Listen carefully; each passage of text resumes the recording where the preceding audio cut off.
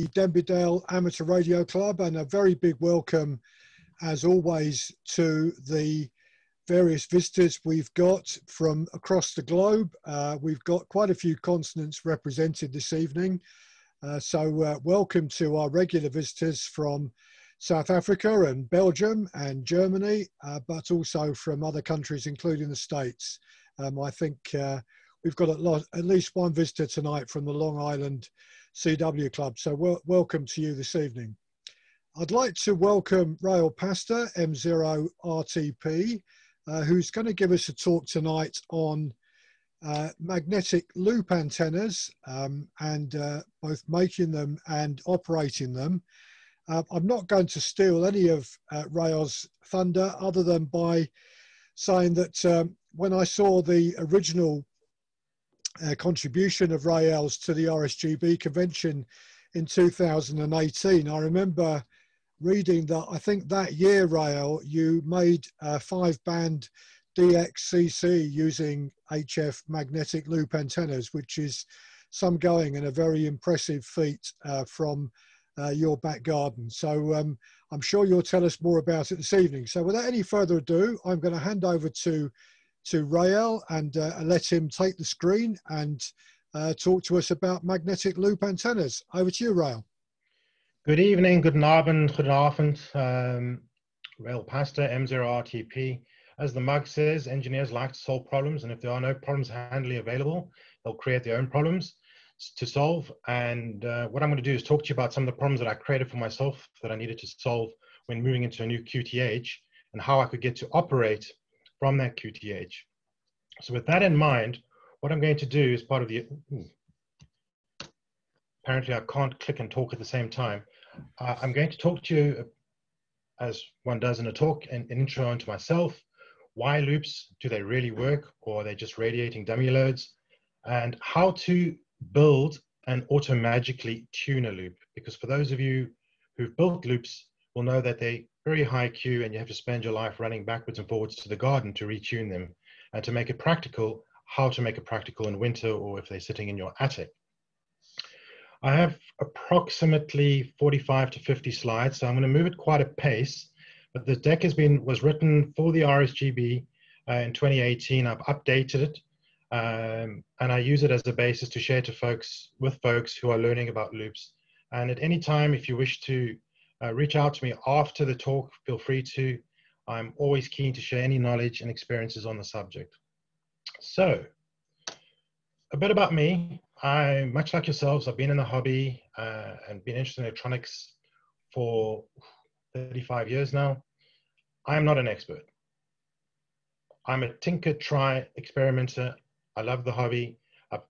By working particularly with magnetic loops, I've combined software engineering, electrical engineering, soldering, brazing, plumbing, interfacing with the radios. And this is just everything that ticked everything about making this a wonderful experience for me in using all the knowledge and experiences that I had to bring to bear to make an antenna system, which we'll get into. So I am a member of the Reddick and Districts Amateur Radio Club. I have a passion for Arduinos and ESP32s. I have automated my home, pretty much every power socket. I know what the current and power draw is. Lighting going on and off. I used to freak the missus out by going, oh, you've done 3 loads of laundry today. So why are you spying on me? But I could just see from the power spikes. And pretty much everything that I do, I like to open source the software or the hardware. I work in the IT industry, and yeah, I think that's enough about me. Let's get into the gubbins of what we're going to talk about. Now, the thing with magnetic loops is there's a fair bit of controversy or debate around how well they work. And I think the key thing here about how well they work is there's empirical data which you get from the reporting you get back from reverse beacon networks or FT8 PSK reporter and so on, the QSOs you make, and that then goes into some of the anecdotal feedback and experiences you make when trying different antenna systems and doing A/B comparisons when it's across different days. So a lot of this is opinion, subjective. Your mileage is going to vary depending on your own QTH. So this talk's going to broadly cover my experiences of transmitting magnetic loop antennas. So it'll be the why, the what, and the how, and how to construct them, especially if you want to operate QRO. So all the loops I've built, I run 400 watts, depending on the mode I'm running. No problem. I know folks that I've helped in the US that run kilowatts through their loops. I will not be going into any unnecessary theory other than to link some of the theory to you for those of you who want to dig into the detail. And I'll also talk to how do you know if your loop's working? How do you really know? And then I'll also share some of my practical experience. And as Nick alluded to, the 5-band DXC within 6 months, and then what I managed to achieve within a 12-month period. If I've referenced any commercial products, it is a subset of what's available in the market. It is not endorsed by me. Your mileage will vary, and I certainly get no commercial gain from them. And if I have missed any references to any material that I've used, please don't hesitate to reach out to me, and I'll gladly credit whomever. So, why loops? Having grown up in South Africa with a pretty large backyard, you know, an antenna system of any size wasn't really a problem. Moving into a residential development housing estate in the UK, that presented a few problems. You know, within a wavelength, I must have had, I don't know, 40, 50 homes on the higher bands, or sorry, the lower bands. You can imagine all the power line devices, in those days, plasma TVs, the amount of QRM that was being kicked out for a wire antenna that I put up a vertical was just S9 plus. Now, I ideally wanted to operate on all HF bands. I had insufficient space to support the dimensions for an 80 or 160 meter antenna.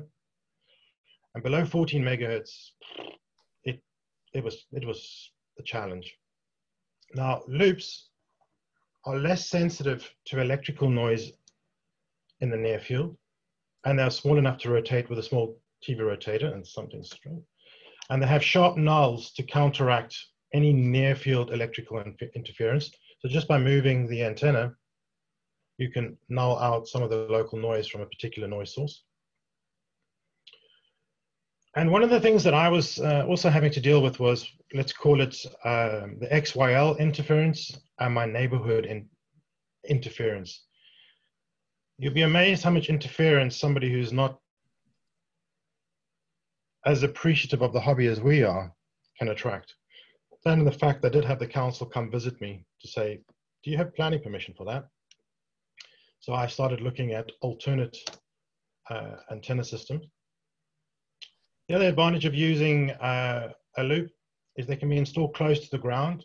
And I found that, you know, anything between half a diameter to a diameter of the loop above the ground is more than sufficient.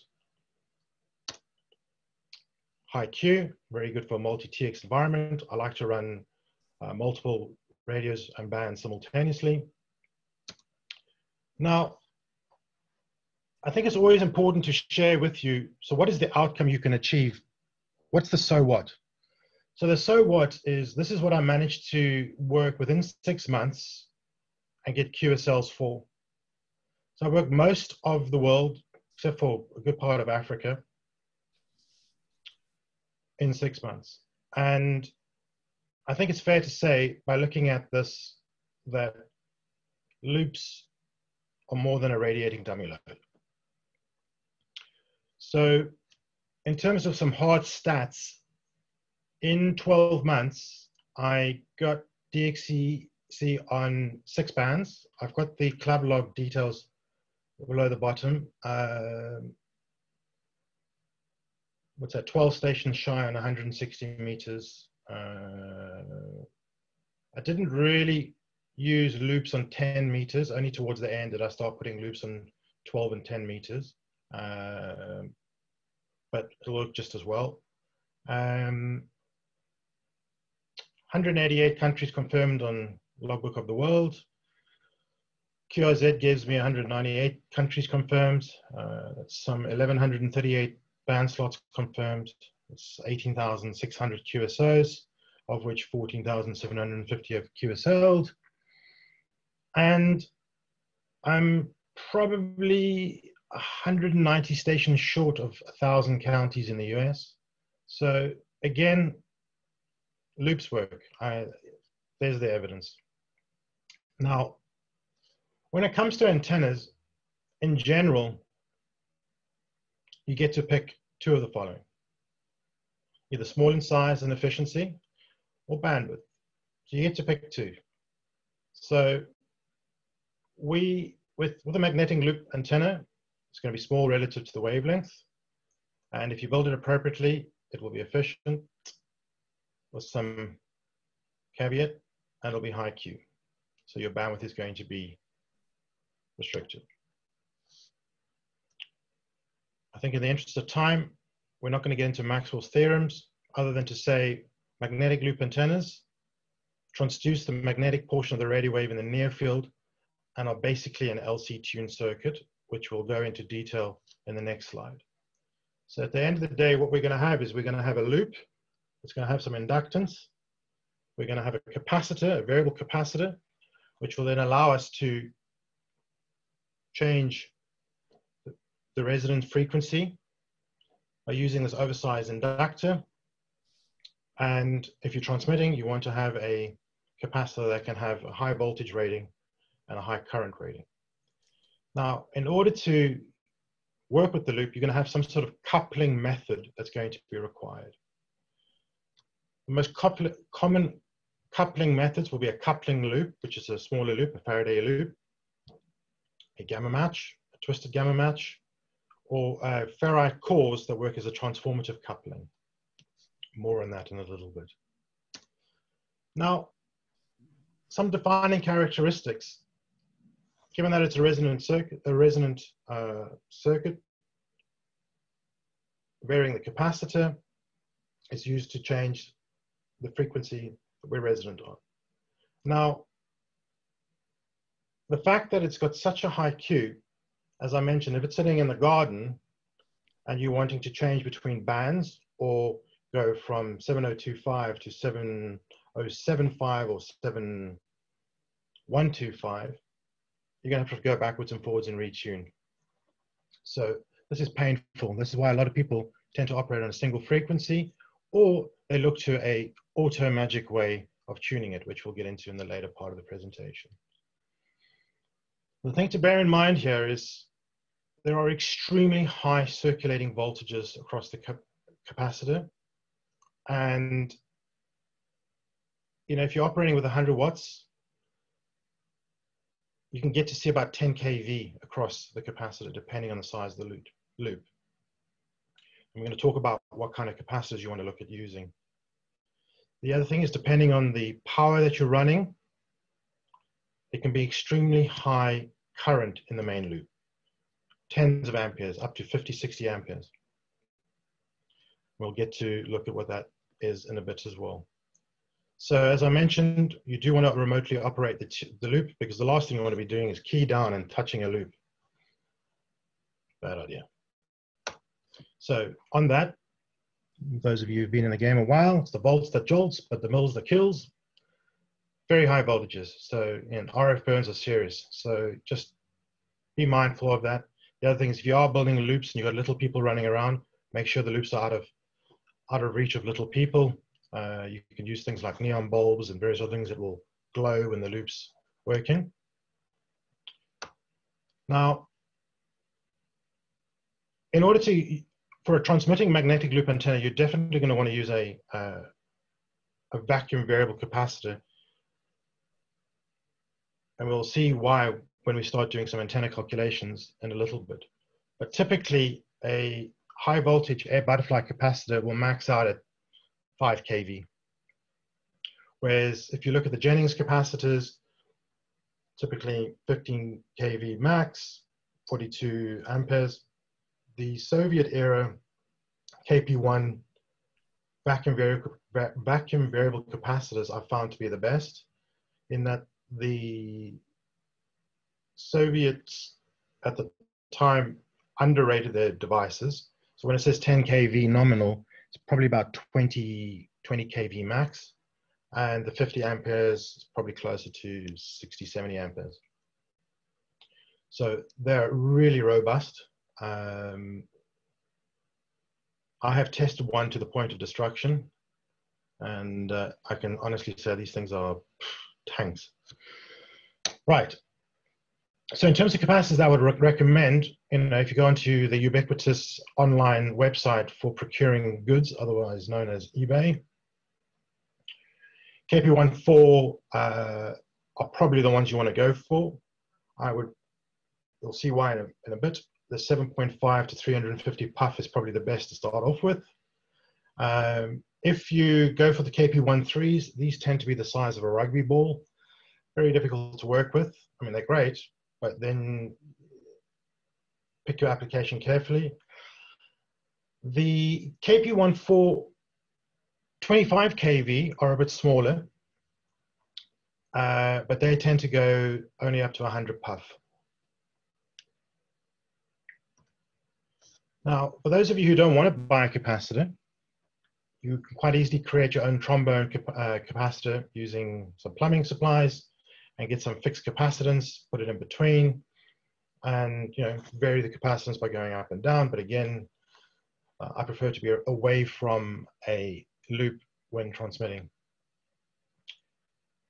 Some enterprising folks have used Coke cans and a syringe and a hydraulic mechanism to move the Coke cans up and down in the loop, which has worked quite well for them. And then, of course, you can use coax or creating plates as well. So coupling to the loop, I touched on earlier, there was the gamma matches, twisted gamma matches, a coupling loop, and the transformative coupling. I prefer transformative coupling, especially when folks are starting out with loops, because they're the easiest to get the best match. You just change the number of windings.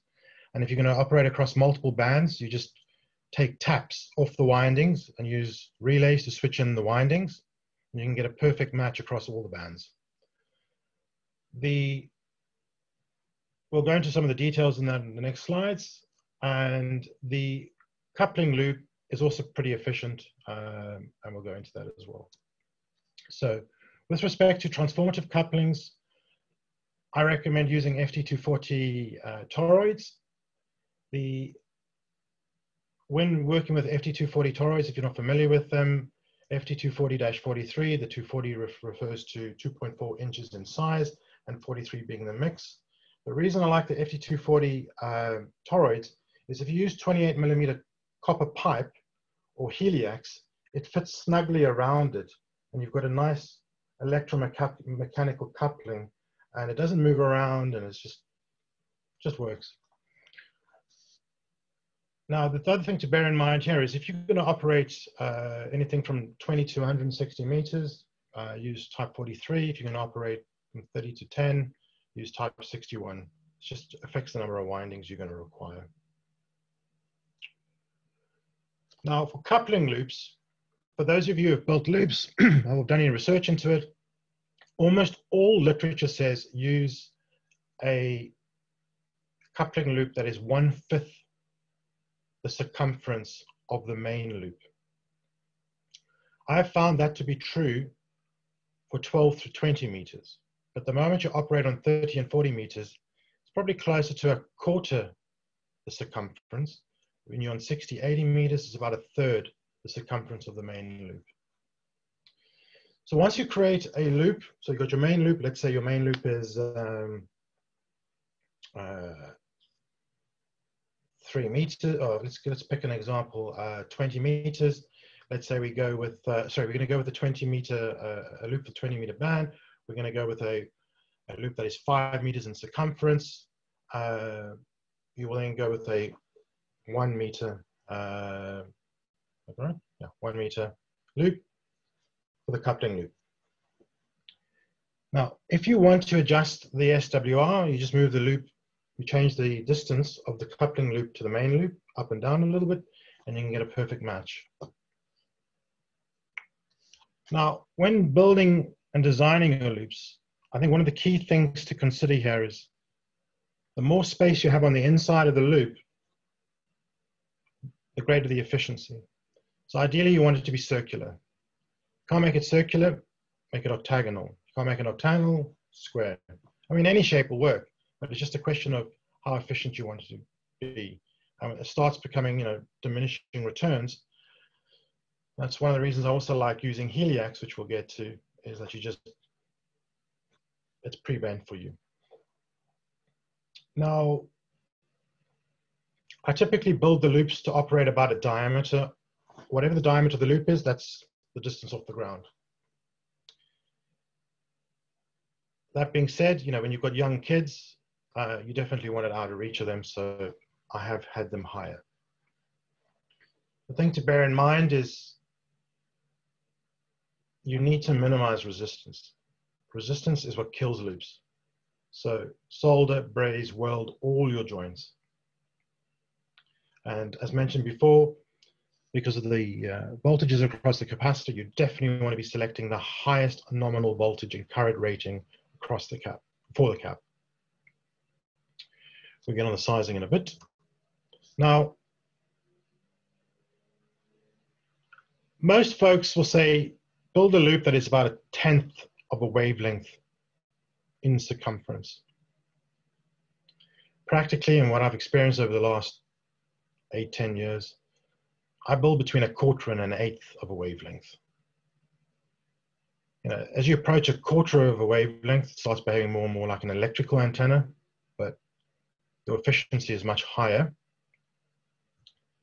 And the other challenge is when you operate at about 1/10 of a wavelength, you really need a pretty expensive capacitor if you want to be operating QRO, and your bandwidth is going to be pretty narrow. Now, this is where things get a little bit subjective. I don't see much point in going above 28mm copper piping for the loop. There are folks who've gone out and made 50mm copper pipe, 50mm copper pipe loops. Others have gone out and used other materials, made a much greater diameter piping or materials for their loops. Again, that's the amount of the diminishing return you get from that, and the mechanical instability you get from the structure starts increasing disproportionately. A 28mm copper pipe or LDF 550 7/8 of an inch Heliax, super convenient, super stable structure, stands up to winds. And then for those of you experimenting, as I mentioned, using toroidal coupling, the easiest. It's a nice snug fit over the Heliax or copper piping. Now, I think I've alluded to before, resistance is futile. Any resistance in this is just going to kill your performance. I put some links in there for those of you who've never welded or brazed copper piping. It's really easy once you get the hang of it, and don't be put off by it. Here's an example of how I attached one of the KP14 capacitors to a magnetic loop. I just took a copper pipe, hammered it flat, bent it, screwed the bracelet for mounting the capacitor directly onto it. And recently, a chap that I spoke to in the US recommended something called Jet Lube to me, SS Copper Jet Lube, which I will try out. Apparently, it's great for electrical metals of different kinds of metal that you want to couple together. It's copper-based lubricant. Now, one of the things to bear in mind, and this is really important. Let me see if I can move the mouse there. Can somebody just nod if you see the mouse moving? Nod? Yeah, great. So where you see the stepper motor the coupling to the vacuum variable capacitor, this is RF hot. You absolutely, whatever is going to be turning it, if you're going to be manually turning it or having a stepper motor turn it, you need to have a insulated shaft. So here I think I'm using a Perspex shaft. I think this was a Perspex shaft, 8 to 10 centimeters, to avoid any arcing. Because if you don't do that and it's coupled directly to your stepper motor, you're going to bring RF right back into your shack and probably blow up your whatever's using to turn the capacitor. Okay, so in summary, you're not going to escape some form of mechanical connection to the capacitor. That's probably the only mechanical connection you're going to want to have. Everything else needs to be soldered. Here is an example of what my kids call garden art, where this is a square loop, one of my early days. I think that was an English Electric Valve Company vacuum variable capacitor there on a square loop, hidden, tucked away by some trees, by a perimeter fence, out of the way of little people. This was for it's a 5-meter circumference square loop, and it was for 20 to 60 meters. And here is an example of what I was achieving on a whisper plot in 2018. So as you can see, on the 10th of January, with a 5-meter loop, New Zealand, South America, South Africa, most of Europe, well, all of Europe, North America. On the 15th of January 2018, with a 10-meter circumference loop, Antarctica, New Zealand, South America, but no South Africa, so I guess propagation wasn't there. Anyway, just to give you an idea of some of the plots, I'll make the presentation available for you to download for those of you who are interested. I put a loop into my attic, an octagonal loop, 4-meter circumference, for 17 through 40 meters. What you'll see here is a cable which goes to the capacitor. That was the control cable. In this particular case, because there was a experiment, I used, I think it was, what do they call it? Tinned braid strap, earth strap for batteries, tin braid to connect the capacitor to the loop. And here I could remotely tune the loop from my shack. As I mentioned, using Heliax is great. I mean, if you can get your hands on Heliax, absolutely get your hands on it. Because you can take 22mm copper pipe, once you've drilled out the foam and the centerpiece, and just insert the 22mm pipe straight into it. And that makes for a great coupling to the capacitor. And it's a real treat. Here's an example for my 160 and 80-meter loop, where what I did is I took copper pipes, bent them around, inserted them into the Heliax. I used 50mm PVC piping, plumbing piping, waste pipes. I put wood inside just to reinforce it. And this was 20 meters of Heliax in a double loop configuration with the vacuum variable capacitor sitting on top. This I only operated when I did now bear in mind those 160-meter QSOs that I made, the RSGB conference was in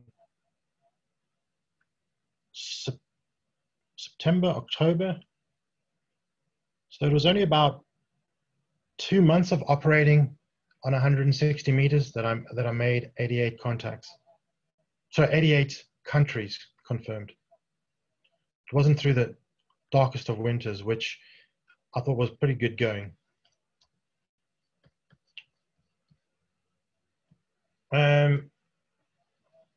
Here's an example of another experimental 7-meter circumference loop, where again using my favorite, the wood inside the 50mm pipes to support the main loop. Again, control cable going to the stepper motor, which drives the capacitor. This is using a transformative coupling. I use a regular dipole center with ring terminals to the cables to attach.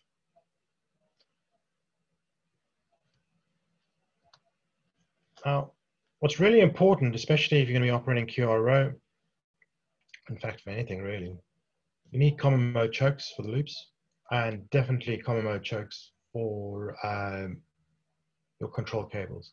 So I put that at the business end closest to the loop, and then back before it enters my shack again. So I have a minimum of 5,000 to 10,000 ohms of impedance. And believe me, if the cables come in contact or in proximity to the loop, those chokes get warm. What I wanted to do is just share with you some examples of others and what they've creatively done to build loops. So this is called the Noodle loop, where the pull noodles, someone's taken copper cladding, wrapped it around the noodle. And this red wire you see over here is a twisted gamma match that they've used to couple to it, which is pretty much what this picture is showing over here. And he's had pretty good performance as well. Rich K8 NDS has built what he calls the helically loaded magnetic loops, where he uses the 50mm pipes. He wraps his cladding around it.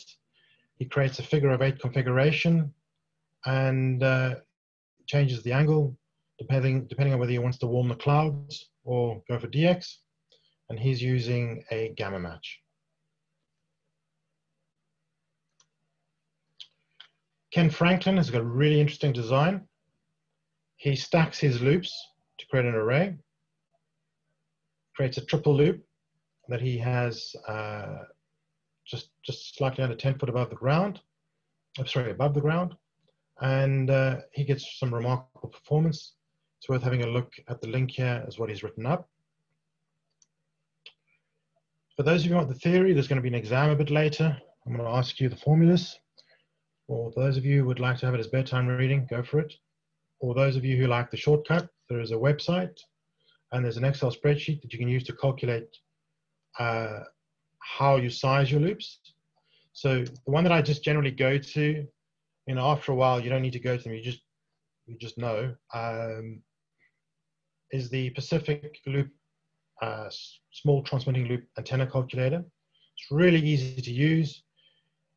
You'll put in the circumference of the loop that you want to build, or you're thinking of building, the diameter of the material you're going to use, the frequency you want to operate on, the transmitting power you're going to use, whether you've inserted your values in metric or imperial. And then off you go. It'll give you some numbers. So what I'm going to do is give you an example here for a 20-meter loop. Sorry, a loop for 20 meters, that is 5 meters in circumference, based on, and please forgive me my transgressions, having grown up in South Africa, we love our metric. So with a 5-meter circumference, 2.8 centimeter or 28 millimeter copper pipe, working on 14.175, 100 watts. The antenna is going to be 92% efficient compared to an isotropic antenna. It's going to have a bandwidth of 48.9 kilohertz. It's going to require a tuning capacitance of 28 puff, and there'll be 3,384 volts across the capacitor, and a circulating current of 8.57 amps. So, as you can see, a butterfly capacitor will suffice for 100 watts. If you want to go to 400 watts, it's going to be 6,700 volts across the capacitor, 17 amps. So as you can see, the current and the voltage ramps. If you can operate QRO, definitely want to be using vacuum capacitors. We're going to use an example now where if you go for a 10th the circumference being 1/10 of a wavelength. So 4 meter circumference on 40 meters. The antenna will be 31% efficient because it's 1/10 of the circumference. You'll need a tuning capacitance of 154 puff. There'll be 4,700 volts across the capacitor, 33 amps circulating current. And the calculator tells you that this isn't an ideally sized loop for what you're wanting to operate on. Now let's try it at 400 watts. Just under 10,000 volts across the cap, 66 amps circulating. So it's one of the reasons when running making a QRO loop, 1/8 of a wavelength is about as high as you want to go. Try to get to 1/4 of a wavelength, and the values are considerably lower. So for the example of 1/8 of a wavelength, we'll do a compare and contrast in a second. 1 second, sorry. Shoot through this. So if you are using a 5 meter circumference loop for 40 meters, just under 5,000 volts RMS with a circulating current of 25 amps. And if you're going to use 400 watts, just under 10,000, 50 amps circulating. So here, 5 meters for 5 meter circumference for 40 meters, the KP14 is perfectly suitable.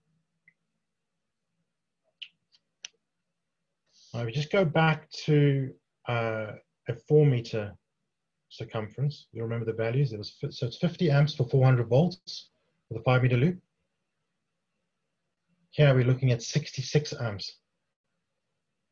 Okay, just for 1 meter of circumference. So you definitely want to be operating where possible with the largest circumference that you can realistically get away with, so long as it's within 1/4 to 1/8 of a wavelength.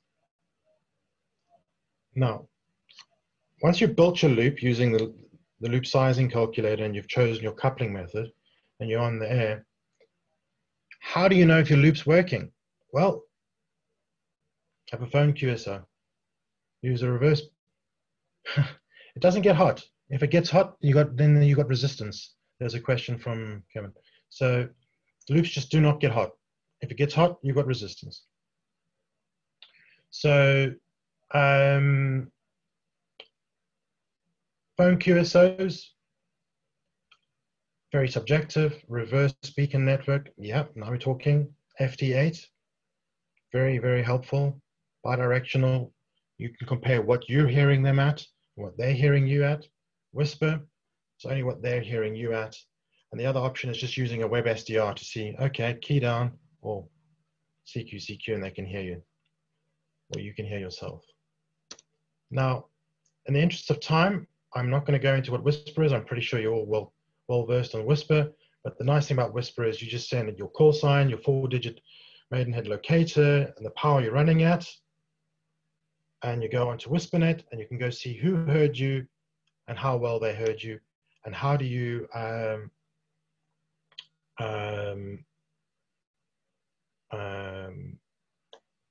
sorry, I lost my train of thought. How well they heard you, and you can compare yourself to somebody else who's running a Yagi next door to you or wherever. And you'll be quite surprised when I operate and I see some people with their 100-foot towers operating, performance is pretty close. Because the other thing with loops, which is really important to point out, if you can't hear a station, you can't work a station. And loops, I figured out a way to use a loop to tune out local noise and local stations to allow me to work DX, which I'll go into a bit later as well. So WhisperNet, if you're not familiar with it, the deck will show you how to get onto it. Definitely well worth getting into Whisper to understand how well your antenna is working. And there's a couple of examples. Either you can build your own Whisper devices, or put Whisper onto your PC, laptop, or buy a device from SotoBeams called Whisper Lite. I've had a lot of fun with that. Now, the last part of the presentation is about tuning a loop. So In order to tune the loop, generally what you can do is you can do it by ear. As you're tuning the capacitor, just listen for a peak in the noise. But that, again, the older you get, your hearing.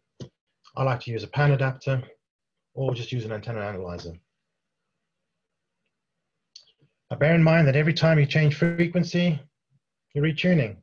So not particularly, user-friendly, as I've mentioned a few times, or especially if it's in the attic. So having a remotely tuned option is really important. With that in mind, using NEMA 17 stepper motors, there's two varieties I've listed here that I've used extensively. One is without a planetary gearbox, and generally you do not need the planetary gearbox unless you're using some other varieties of these vacuum variable capacitors where they're a bit stiff, because the holding torque isn't sufficient. But the NEMA 17 that's on the left-hand side is pretty fast. I can go from seamlessly operating from 28 megahertz down to top band in seconds. It'll retune the loop for me automatically. The one with the planetary gearbox, what's nice about that is you got the slightest of movement on a vacuum variable capacitor, especially on top band, can have a huge difference on the just the slightest puff changes what your SWR is going to be. So this just allows for micro steppings, if you will, in addition to micro steppings of the stepper motor controller, which just allows for much finer control. Now there's an easy way to control stepper motors and there's a more difficult way. The easier way is just get an Arduino and an A4988 controller chip. The A498 controller chip is this little device. Very simple circuit, plug it into the Arduino, download the sketch that's on this website to the Arduino, and with the rotary encoder, turn the rotary encoder left and right, and it will then turn the vacuum variable capacitor. Please bear in mind, vacuum variable capacitor to stepper motor, please have something that isolates those two.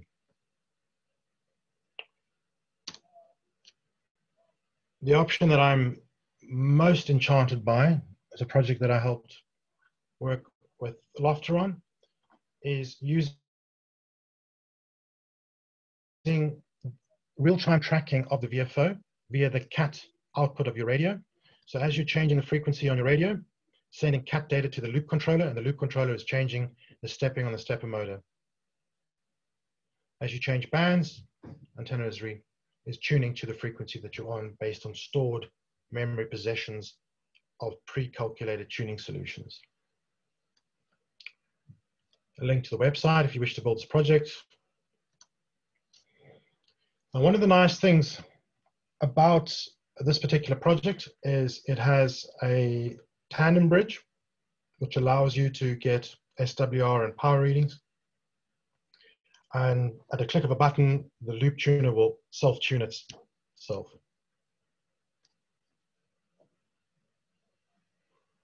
Now, there's no real need for SWR-based tuning unless you're using a FT101 or an FT900 or 901, where you have no CAT output. Then this will work with it, and it will just retune based on the best possible SWR you can find, and you can create a virtual VFO. I think in the interest of time, I'm not going to go into how you tune or set up the loop controller. That's quite well documented on the website. But effectively what you'll do is you'll set a lower limit for the vacuum variable capacitor and the frequency you can operate on. You store its position in the loop controller. You go to the upper frequency and you store the vacuum variable capacitor positioning, and it will then interpolate the relevant frequencies and stepper positions in between. And if you wish to add additional tuning solutions in between, it will then balance out its tuning curve. Now, one of the nice things about the loop controller is it has two principal modes of operating if you want to control multiple loops. You can have loops that have overlapping ranges, or you can have three discrete non-overlapping ranges that you can then just get the loop controller to simply control three loops that have non-overlapping bands. And I can show you how we do that in a moment. The other nice thing about the loop controller is it supports CAT protocols for RS-232 TTL based, or your, I can't think of a radio it doesn't support. So the other nice thing about it is you can store different radio profiles. So if you're running with multiple radios like I do, then depending on the radio you're using, it will know which profile to use. So you can have a seamless operation. It becomes like your station controller. With that in mind, please excuse the metalwork. This was a case I reused and I reused and I reused, and then eventually, I don't know what I used it for other than it controls 3 loops, 4 transceivers, and it has an intercept for my linear amplifier. Because when you do a tuning cycle, the last thing you want to be doing is putting 400 watts into shocking SWR. So you'll notice the DIN connections. The DIN connections go off to the stepper. That's what I use for the stepper motor control. And I then have the SPE linear amplifier, which has separate inputs for my RS-232 radios and one for my CIV radios. So I can then get to have my radios change the band on the linear, and I can get the appropriate SWR readings from the loop controller. This is just a standard variation of the project that's linked earlier. I alluded to earlier something that I've been doing in order to eliminate local stations, local noise, in order to work remote radios. So what I do is I have a wire antenna and I have a loop antenna.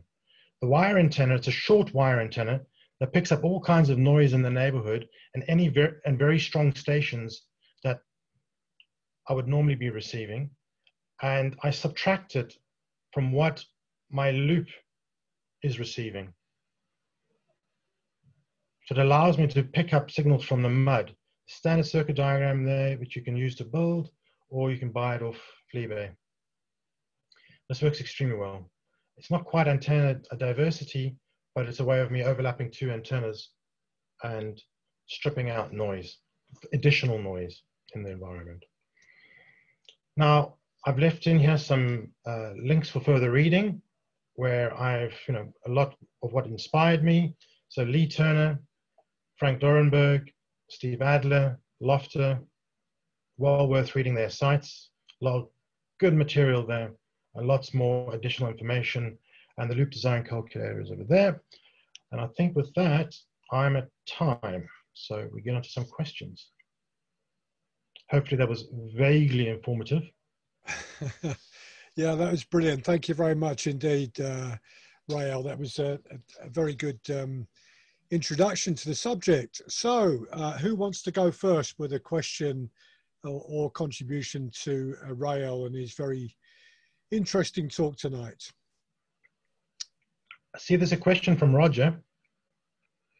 So Roger, you're right. What's interesting is during the day, let's say it's like we've had recently where we've had 30+ degrees, and then at night the temperature drops, or hopefully drops. The expansion contraction of the copper piping changes the inductance, which means you need to vary the capacitance. That's one of the reasons we're using a loop tuner, by storing the capacitive offsets for the memory positions. Retune, it remembers the offsets, and you don't have to worry about retuning. But if you didn't have a loop controller, you'll be sitting there manually retuning again, which isn't very difficult. It's only minute. I've got Ken. I think you had your hand up, and then John G8JMB. So Ken first. Good evening, Rael, and thank you for that very interesting talk. I'm Ken, G4VZV. I've got a couple of, 2 or 3 questions I'd like to ask you. Firstly, you mentioned the Perspex shaft to couple between the variable vacuum capacitor and the motor. Can you tell me where I can get these from? Because I've had great difficulty in getting a coupling joint to couple to a butterfly capacitor, not a variable vacuum. And that's been one of the bugbears with making magnetic loops. I have made one, but it didn't survive for very long because as the motor turns, it creates wobbling on the capacitor. Do you understand? That's first question. Second one, how reliable are the Arduino controllers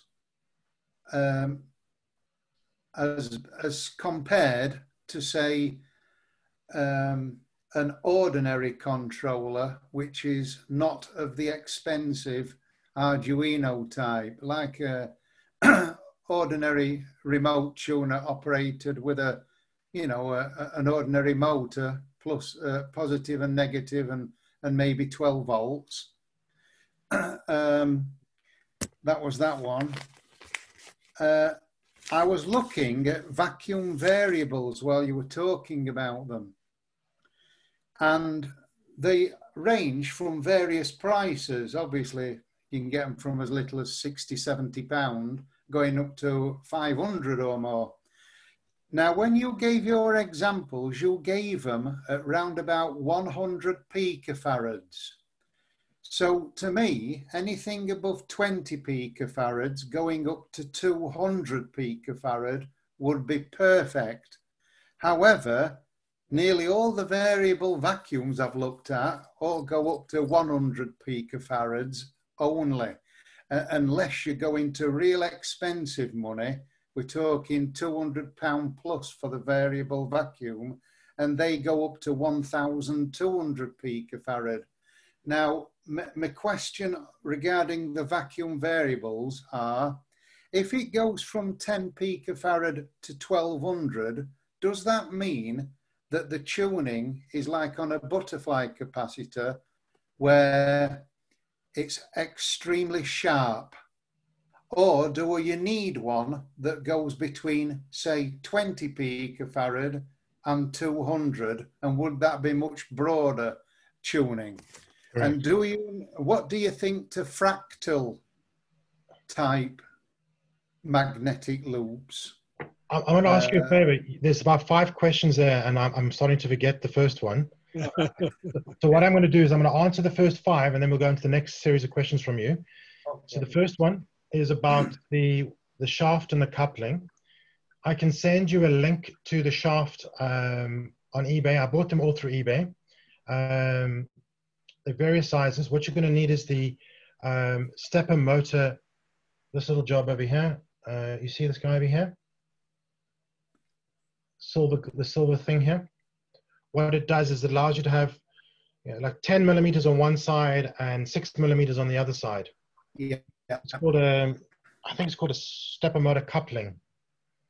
So I put the shaft. Yeah. Okay. I'll send you a link to where I've got my shafts and couplings from.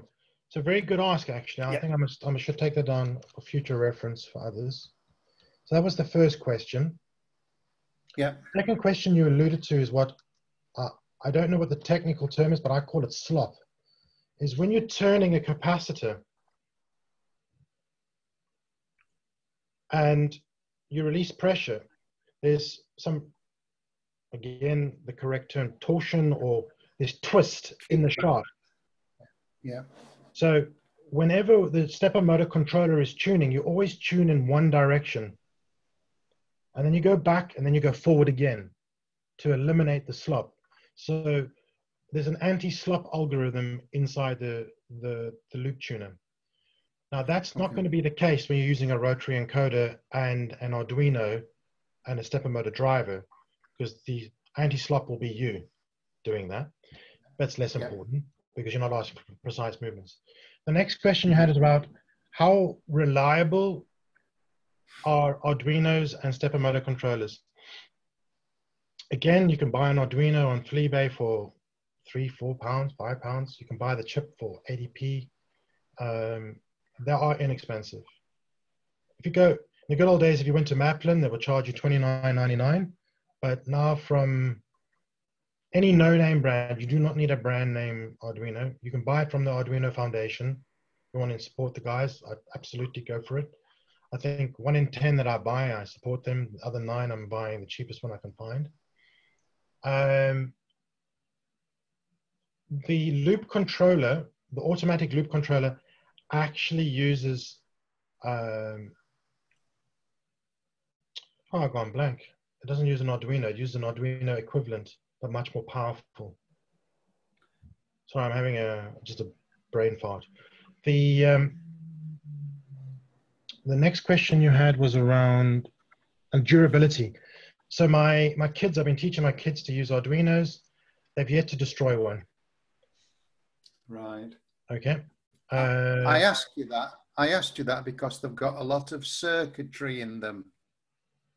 And if you did get any RF feedback, would it damage the Arduino? Look, I've been playing with loops for a long time. I've had a few whoopsies, as we all have. I've never cooked an Arduino. Right, okay, okay. Yeah.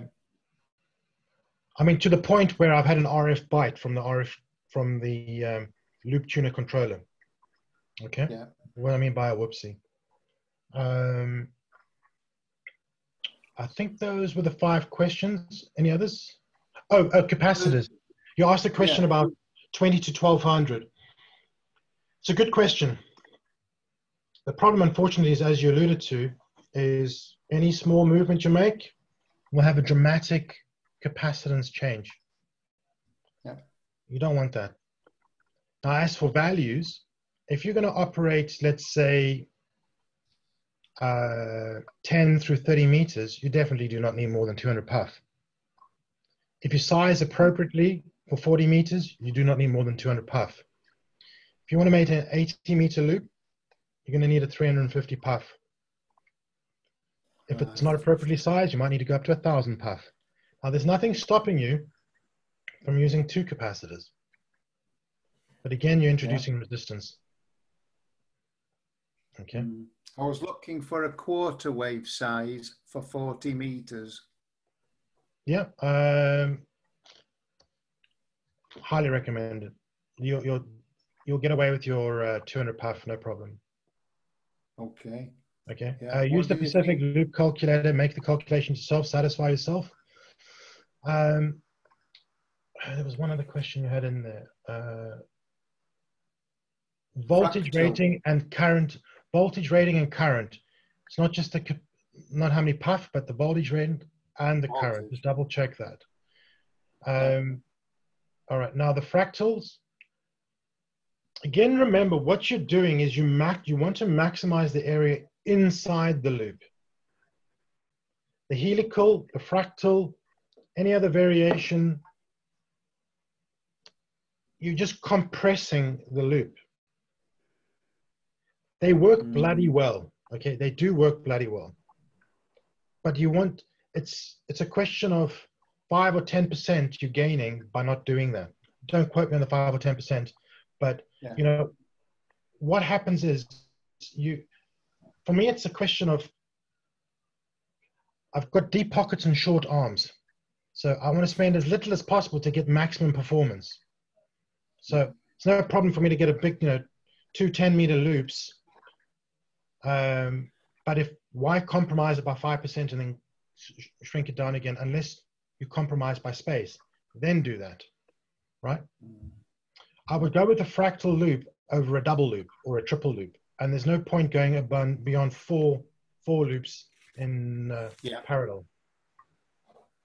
Yeah, okay. Okay, I think that's it. Any other questions from you? No, I have got a figure-of-8 magnetic loop. Yeah. And that's rated at, I think, well, I've tried it at 400 watts without any flashover. I think it'll go to 500, but it's brilliant. They're fantastic antennas. Okay, thanks very much. Okay, thank you, Ken. I've got John, G8JMB. You need to unmute yourself, John. Yeah, good evening. You hearing me okay? Yep, no problem. Yeah, okay.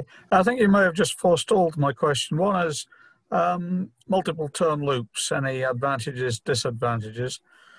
And the other question is what happens when it rains? It's at very, very high impedance there and lots of kV out in the rain. It doesn't appear to have any radome or shielding.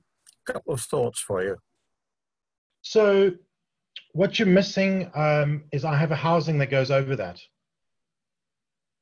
There's a company called Big Doug that sells these boxes that I just use as a hat that goes over it. Yeah. Okay, understood. Okay, that's the first thing. I tend to play outside when the sun is shining as opposed to when it's raining. So it's a good catch that you've made. I think I need to make a note about that. The other point is when it snows, the performance is exponentially better. I think it helps with solving some ground losses. But again, that's probably down to my QTH. And the other thing I do want to point out is it will vary from QTH to QTH, the performance you're going to have, because this thing will couple onto your next door neighbor's garage if it's a metal door. They've got metal railings and who knows what else. All sorts of interesting things happen. Your question around multi-turn loops. I wouldn't recommend, there's no point having a multi-turn loop for anything up to 40 meters. I think that's just, there's no reason why you can't have a 5-meter circumference loop in your garden or wherever. It's a manageable size. But when you get to having a loop that is 20 meters or 66 foot in circumference, that's not a manageable size. So you need to go for a multi-turn loop. And do I have a picture for you? I can bring up a picture in a minute of a 3-turn loop that I've built for 160 meters. Now, only reason I went for three turn is mechanically where I put the capacitor, where I put the coupling, and again, diminishing returns after 4 turns. So 3 is about the limit I personally like to go to. I think that answers your questions. Yes, thank you very much. The only other question I was very straightforward. You show these with capacitor at the top, presumably that's equivalent to a horizontal dipole in effect. Am I correct? Correct. Yeah. So if you oriented it 90 degrees out, would you get an omnidirectional without the loop, or doesn't anybody do that ever? It's a really interesting question. These loops have an extremely low takeoff angle when they're a single turn. When you have multi-turn and you change the position that you've coupled to with the transformative coupling, or where you've put the Faraday loop, that does seem to turn it into more NVIS. As for changing the capacitor position, I have run my loops where the capacitor's been at the bottom. I'm not really noticed. I haven't done enough study to say categorically it needs to be at the top. They don't quite operate like an electrical antenna in the way that you think it's a dipole because it's at the top. It's not going to change it that materially, anecdotally. Okay, thank you very much. My experience with loops is full wavelength loops at 20 meters nailed to the end of the house, and obviously that's just a resonant loop, rather different thing. Okay, thank you, John. Anyone else with a question or comment to Rael? Russell, G4ZRZ. That was if I could find the unmute button. Hi, Rael. Thanks for the very interesting talk there. Two questions. Firstly, your presentation was full of links. Is there any chance you could share it so that we could follow some of those links? Yeah. The second question is, perhaps more parochial. Have you given this talk to Radarc, you know, the club that you're from? It looked very interesting, and I think would be very interested there.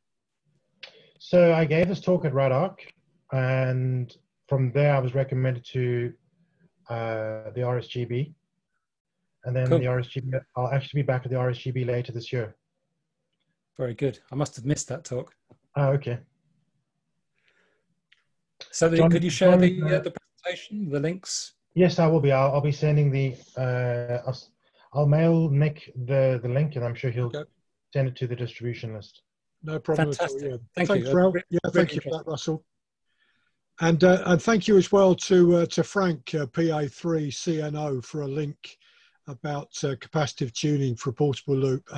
Makes the point it's in Dutch, but Google Translate is your friend. So let's hope Google Translate does a good job of it. So if anyone's interested in Frank's link there, it's available in the chat. Right, anyone else with a question to Rael? Don't be shy. I'm just looking around for someone sticking their hand up. If I don't see you, just shout, unmute yourself and put the question.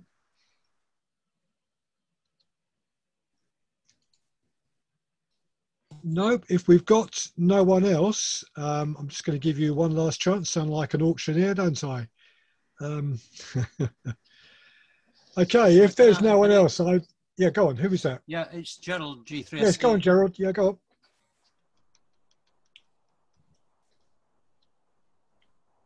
Yeah, Gerald, floor is yours. Can't hear anything, Gerald. Yeah. I'm just a question about the Arduino. I've got an Arduino Uno. Is that the sort you use? Yes. So if we go back here as an example, this guy over here has an Arduino Uno. Yeah. And if you go onto eBay or wherever and get an A4988 stepper motor controller, that's all you need, and a rotary encoder, again, off eBay. I think including the stepper motor, this is probably going to be 15 to 20 quid, and you've got yourself a remote tuning capability with micro stepping. Thank you very much. Look on eBay. And if you've got the Arduino, then it's what, 90p, probably 90p, and cheap stepper motor, I don't know, 8 or 9 quid plus shipping. Yeah, I already have an Arduino. I just wondering about this. Oh, I think you're cutting out, or my connection's bad. Yeah, Gerald, we're struggling a bit with your audio. It keeps breaking up. Save the money, Gerald. Don't buy an Arduino. Pay for a faster internet connection. I'll go downstairs and kick your ass off gaming sites. We should do it over packet radio next time.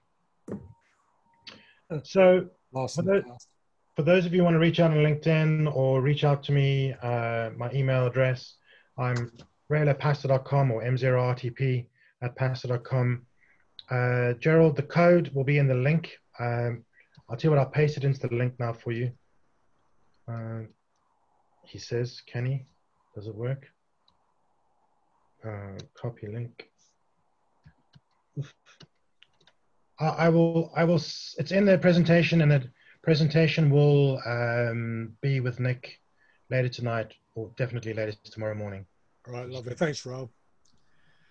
Okay. Okay, well, on that note, I'd like to thank Rael very much indeed for his great contribution tonight. And in our normal way, let's show our appreciation first of all to Rael for his talk to the club. Thank you very much. Most welcome, most welcome. Hopefully that was beneficial to somebody or some peoples. And Very good. If you have any questions, do not hesitate to reach out. Always happy to share experiences. Thank you. Okay, thank you very much indeed. just before you disappear, Rael, at the GQRP Club convention, online convention in a couple of weekends' time, September the 5th and 6th, one of the club members is giving a talk on milliwatt QRPing with homemade magnetic loops. So you don't need to run 400 watts. His contribution is on contact working all continents on 500 milliwatts with a magnetic loop just sat in the doorway of his shack. So it doesn't necessarily require greater power. And of course, the fantastic advantage of the low power with a magnetic loop is that the voltages and currents are very small indeed at milliwatts, and you're unlikely to do yourself or anyone else any damage. Okay, well, look, thank you very much indeed, Rael, for your great contribution tonight. And I'd like to formally close this part of the meeting.